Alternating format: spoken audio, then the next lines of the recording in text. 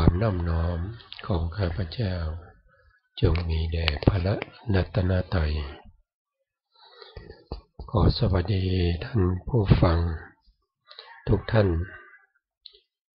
ที่รับฟังและรับชมรายการพระไตรปิฎกลอยฟ้าทางสถานีวิทยุพระพุทธศาสนา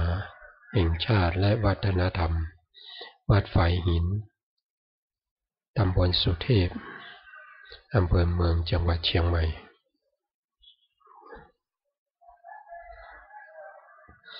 คราวนี้ก็เป็นครั้งที่สองนะครับที่กับผมนะครับจะได้มาพูดเกี่ยวกับเรื่องของพระอภิธรรม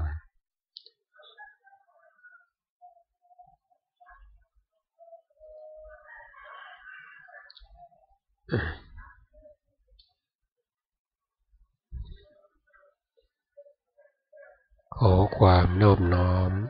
ของข้าพเจ้าจงมีแด่พระรัตนตรัยและขอความศรัทธาเลื่อมใสของข้าพเจ้าจง